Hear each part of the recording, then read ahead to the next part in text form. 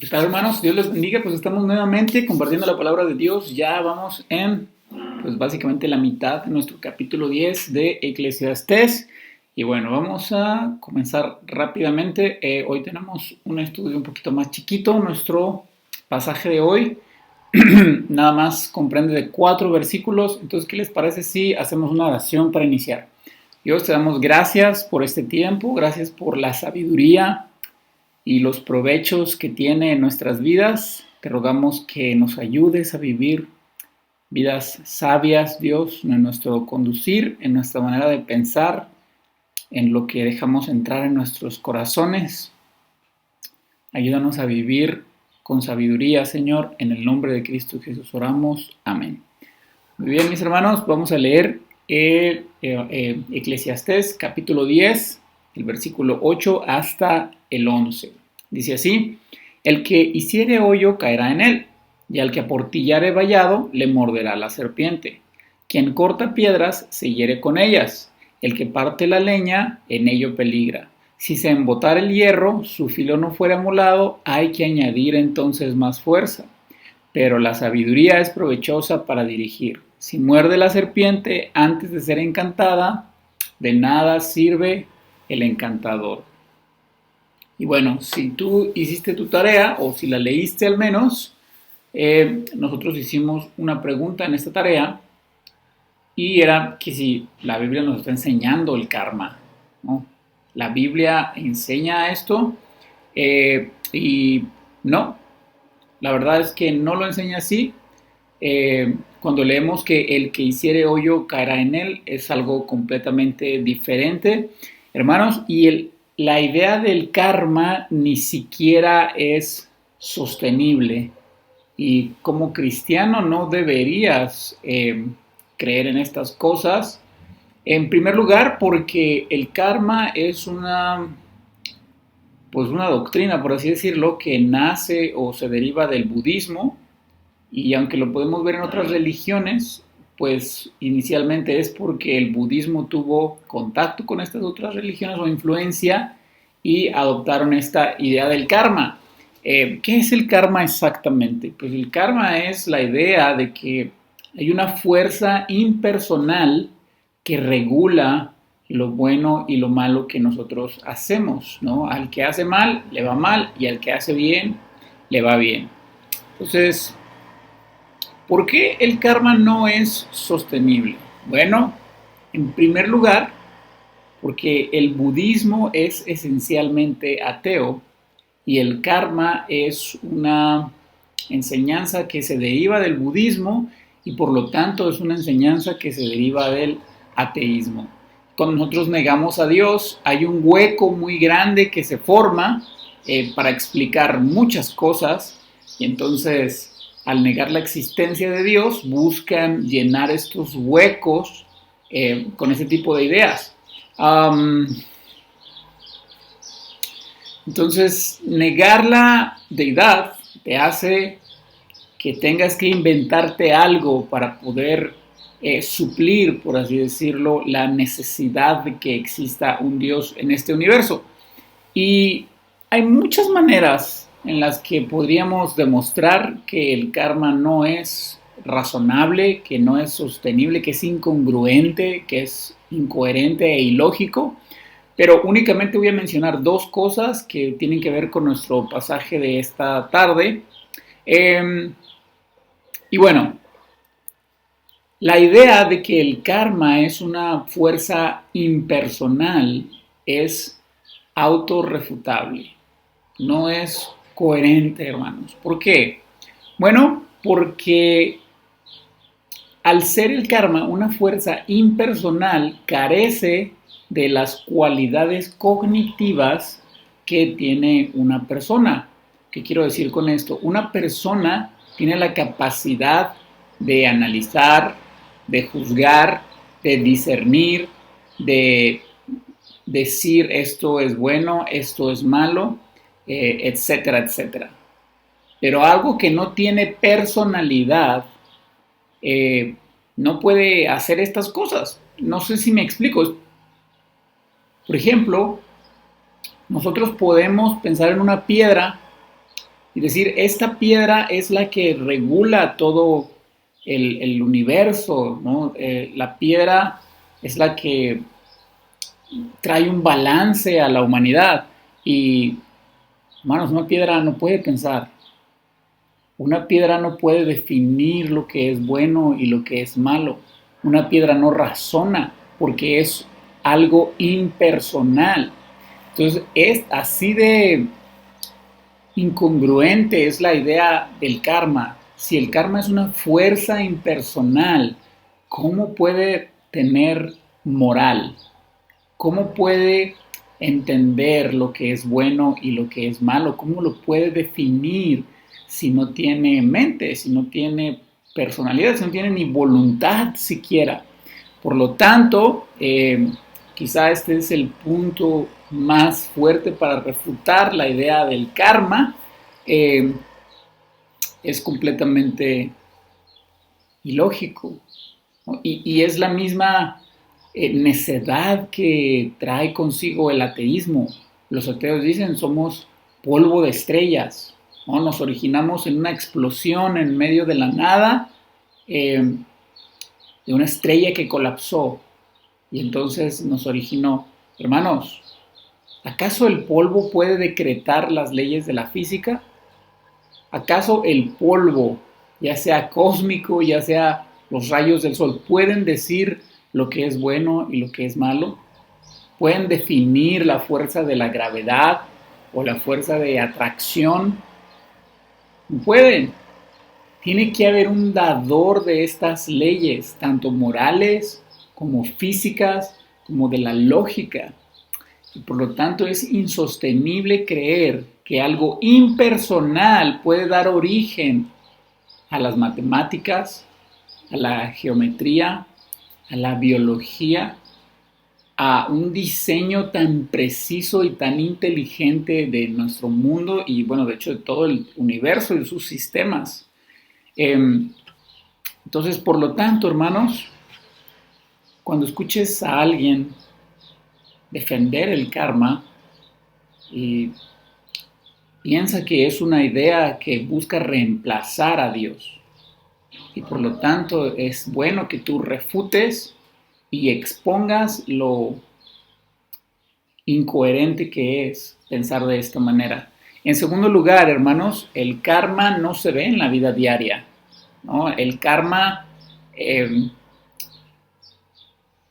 si te acuerdas bien, hemos leído en Eclesiastés que hay un final, hay un mismo evento le sucede al impío y al justo, ¿verdad? El predicador nos lo dice varias veces, dice que ha visto alargar al impío sus días por medio de su maldad y ha visto a justos que han muerto por su justicia. Entonces, estoy seguro que tú lo has visto en tu propia vida, que bueno, en primer lugar dijimos ese día que ser cristiano no es un amuleto contra la mala suerte, contra los fracasos, los errores, contra los días malos. No es un amuleto de eso. Dios nunca nos promete que no nos van a pasar cosas malas o que no nos vamos a equivocar o que no vamos a fracasar en distintas áreas de nuestra vida. Nunca Dios nos promete eso, por lo tanto, eso no es el cristianismo, no es un amuleto contra la mala fortuna o las malas circunstancias. Y lo podemos ver en estos tiempos de pandemia. Sí, los cristianos también se enferman de COVID, aunque tengan mucha fe, aunque sean buenos cristianos, pastores, ministros, misioneros, de todo tipo de personas dentro de la familia de la fe, aunque sean buenos ministros, aunque sean sumamente fieles, también están propensos a enfermarse. Muchos se han enfermado y se han muerto. Y eso no quiere decir que Dios no los ame o que no eran buenos cristianos. Es que al impío y al justo les acontece un mismo evento. Hermano, ¿acaso no has visto tú? Estoy seguro que has de haber conocido más de a uno que es un hijo del diablo, o peor que el diablo mismo. pero parece que les va bien en todo.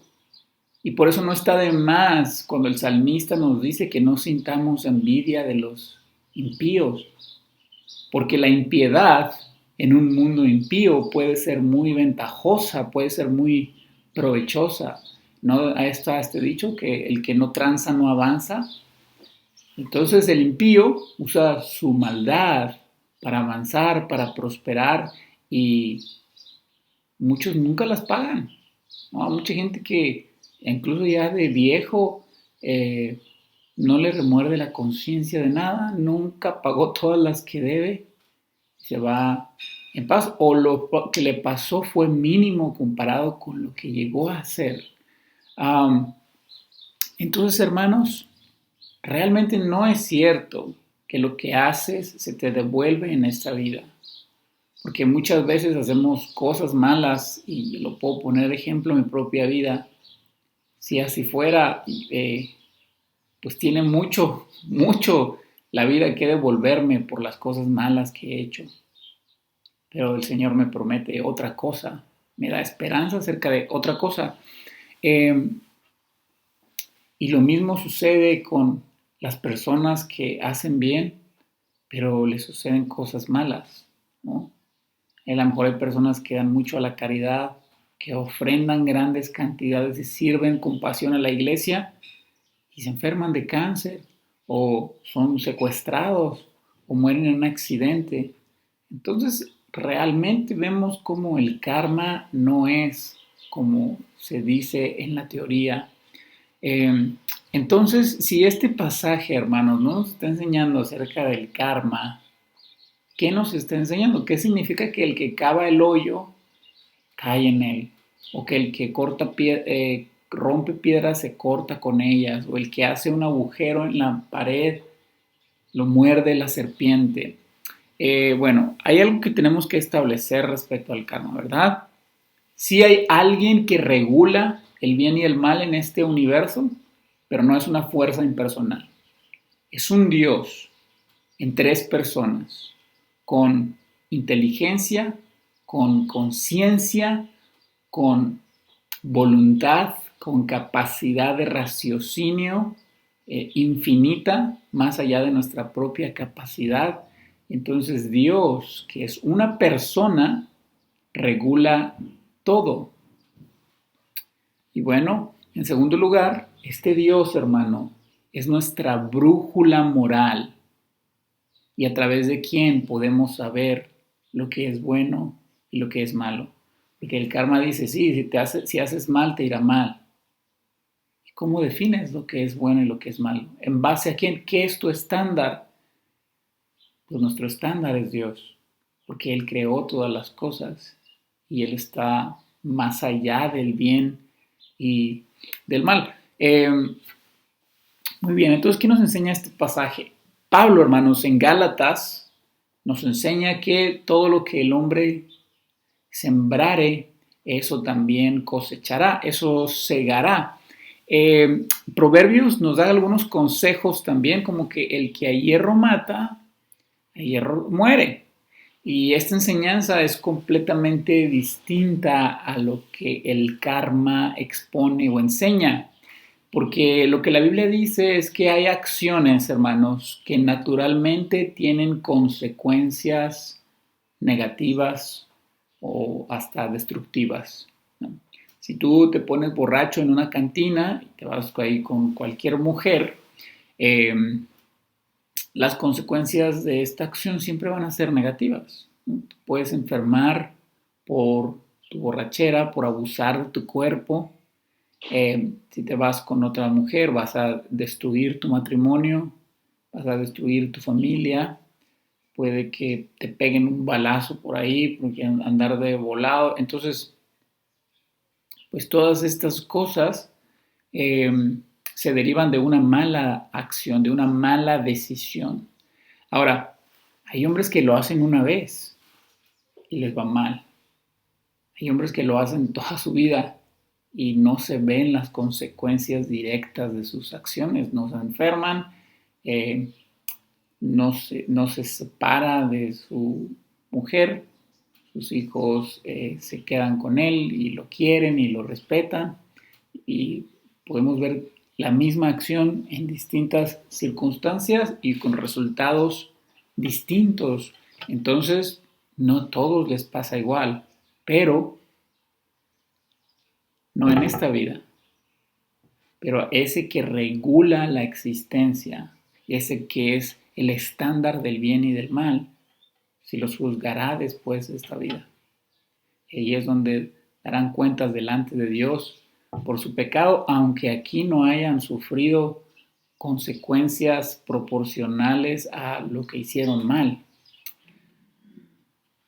Sin embargo, hermanos, más allá de esta idea del karma, hay algo que tenemos que entender de este pasaje, que en este mundo caído, hermanos, siempre estamos expuestos a la tragedia.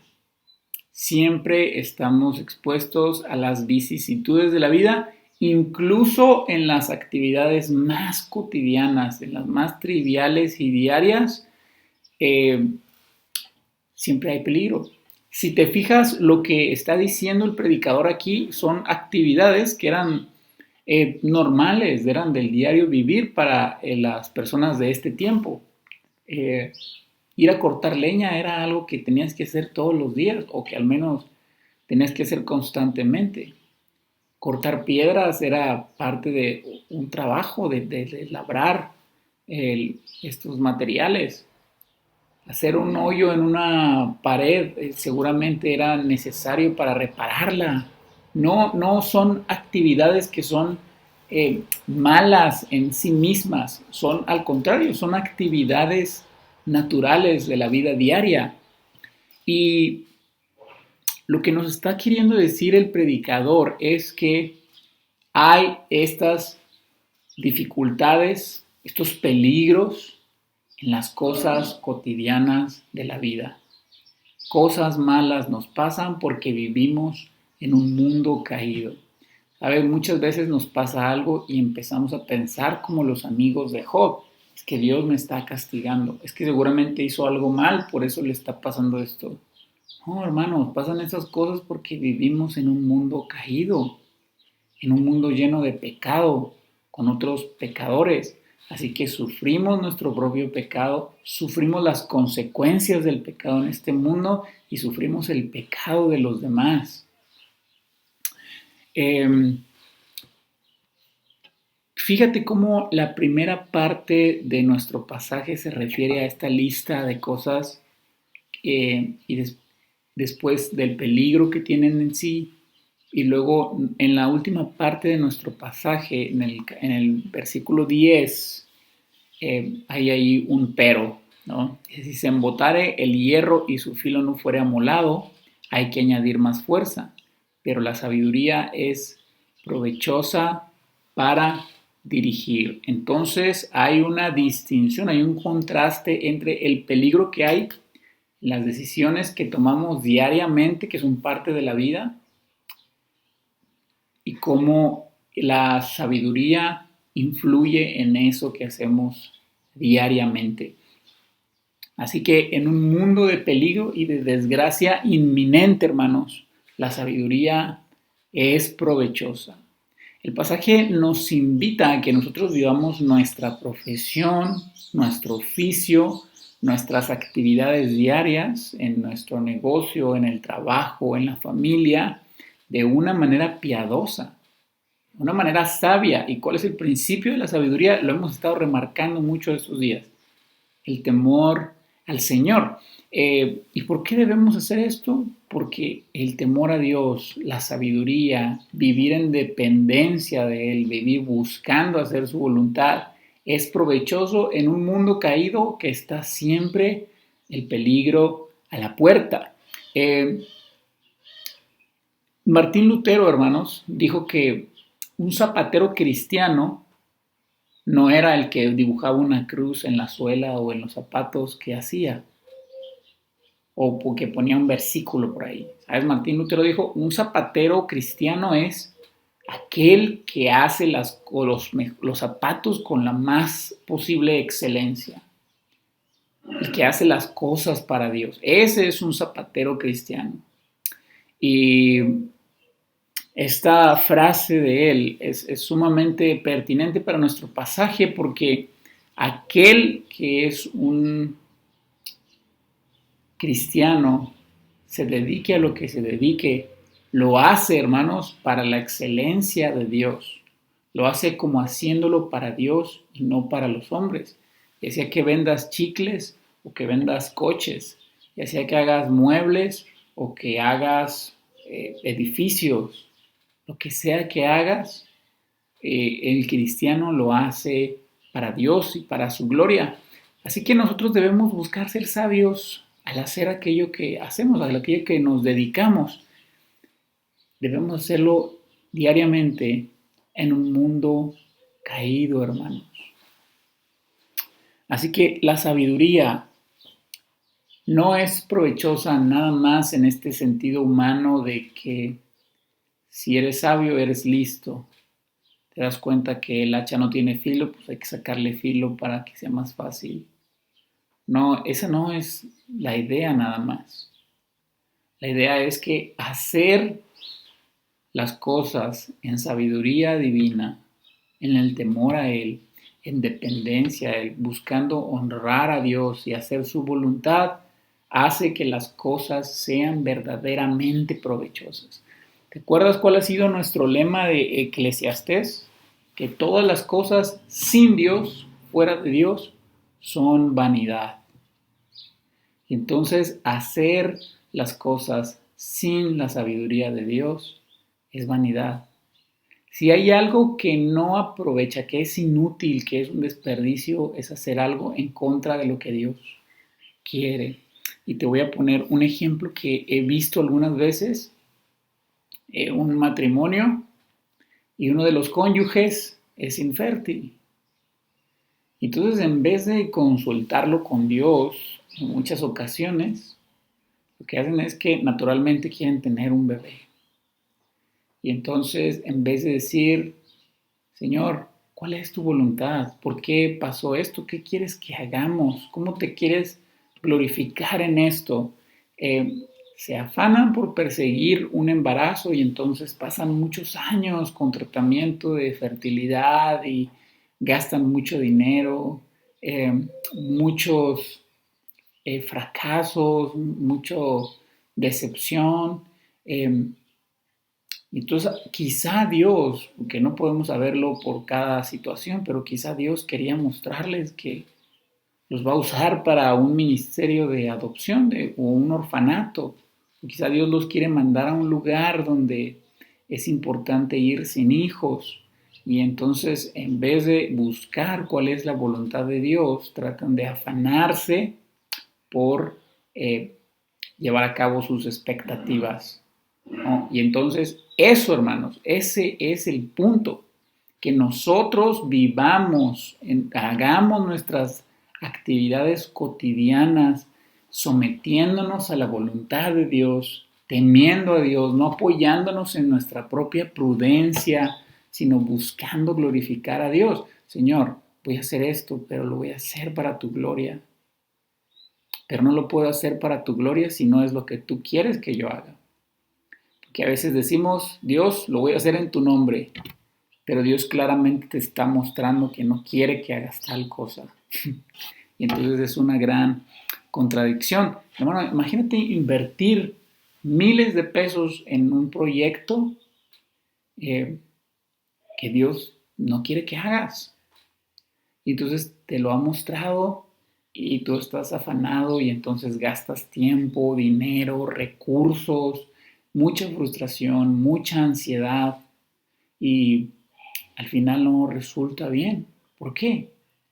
Porque la idea de afilar esta hacha para facilitar el trabajo, para dirigir lo que haces, hermano, es que no te apoyes en tu propia prudencia, que temas a Dios, que dependas de Él, que dejes que Él te guíe, aunque tú seas sumiso a Él, que seas sensible a su voz y aun cuando no tengas la certeza de qué quiere Dios, aquello que hagas, lo hagas en temor de Él, buscando constantemente obedecerlo y agradarlo. ¿Qué provecho tiene la sabiduría, hermanos? Mira lo que dice el versículo 11.